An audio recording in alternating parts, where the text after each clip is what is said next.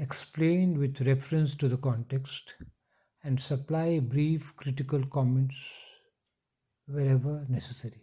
ये क्वेश्चन का पैटर्न रहेगा एक्सप्लेनेशन में. फुल मार्क्स 10 है. अब देखिए कब का क्वेश्चन है. इग्नू जून 2024 का है और ये लाइन्स है. क्वेश्चन नंबर 1 ABCD जो होगा आपको जो अच्छा लगे वही कीजिएगा. The phonics riddle hath more wit by us, we two being one are it. So to one neutral thing both sexes fit and prove, we die and rise the same mysterious by this louvre. Prove और louvre rhyme है. अब देखिए इसको कुछ समझ में नहीं आएगा कोई बात नहीं है.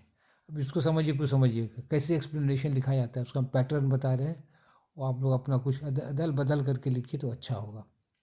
आंसर क्या देखिए. This is an extract from the यानी the canonization by Donne, a metaphysical poet of the 17th century. इसी लाइन में दे दिए, इसको तोड़ भी सकते हैं. Donne he is a metaphysical. छोटा छोटा सेंटेंस अच्छा रहता है, याद होगा जल्दी. तो इसको कुछ हल्का बेसी नहीं, पोइट के बारे में बहुत कम देना है. अब देखिए अब इसको समझाइए. अब क्या है, ये तो हम भी पहले नहीं जानते थे लेकिन पढ़िएगा तो कुछ पता चलेगा. Phoenix is an imaginary bird, ये काल्पनिक चिड़िया है. Phoenix riddle means that we have to die to become immortal. तो अमर बनने के लिए ना मरना पड़ता है. तो ये चिड़िया वही मर के अमर बन गई. तो वही रिडल है ये. Donne married Anne More out of pure love. इससे शादी किया प्योर लव से. He did not care about money fame or what people said. और पैसे का परवाह नहीं किया, यश का परवाह नहीं किया, लोग क्या कहेंगे उसका भी परवाह नहीं किया. एकदम प्योर लव है. Donne is full of passion when he says, एकदम जोश में है. देखिए कैसे कैसे क्या कहता है, क्या कहता है ये.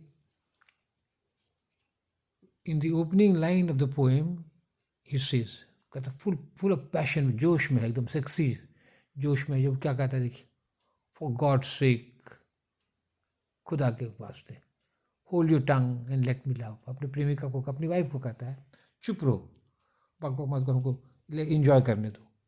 बहुत फ्रैंक है ये. लेट मी लव, हमको प्यार करने दो, तुम चुप रहो, बक बक मत करो, वो डिस्टर्ब मत करो. In the given extract the poet thinks that he and his wife are one.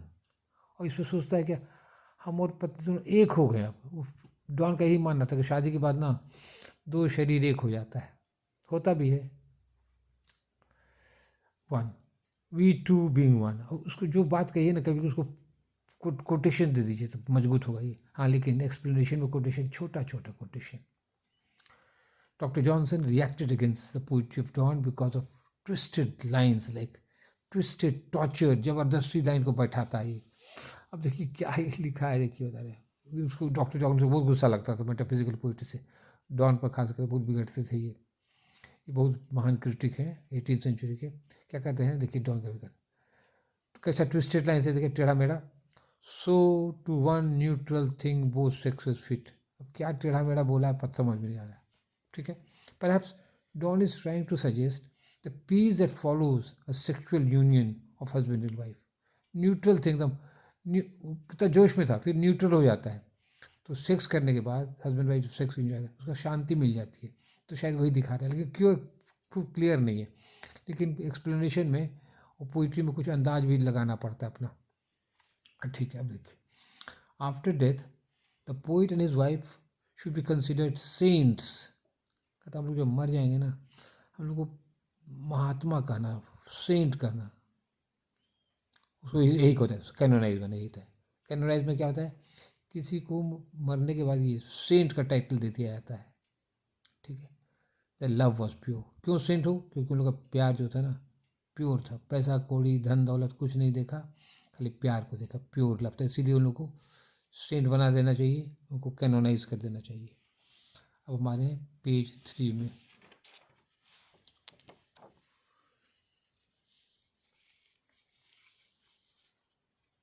Page 3 देखिए. The extract has union of thought and feeling. अब कॉमेंट देना है. इसमें क्या है, थॉट है, विचार भी है फीलिंग भी है। The extract does not suffer from dissociation of sensibility. ये बहुत बड़ा टर्म है टी.एस. एलियट का।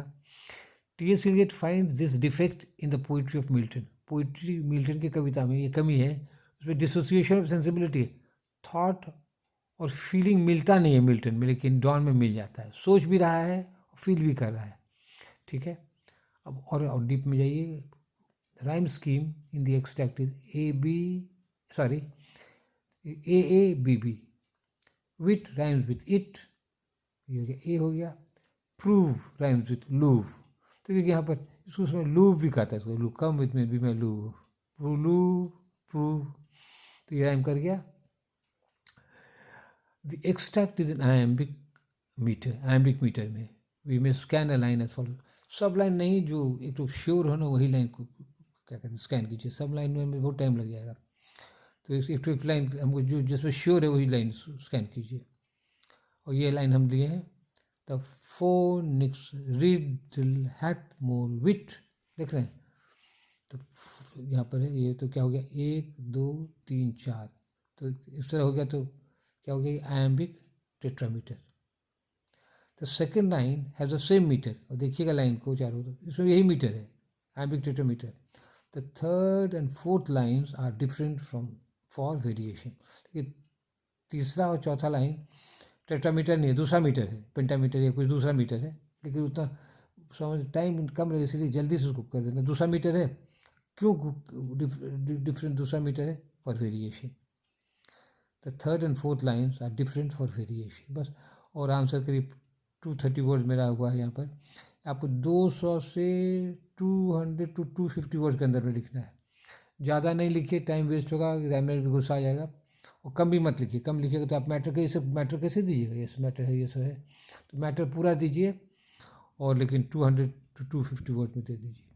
That's all, thank you. देखिए हम सब आपका वीडियो भी लोड नहीं कर पाएंगे, क्योंकि हमको अपने इग्नू का पहले कोर्स करना है। ठीक है, thank you very much, love and bless you.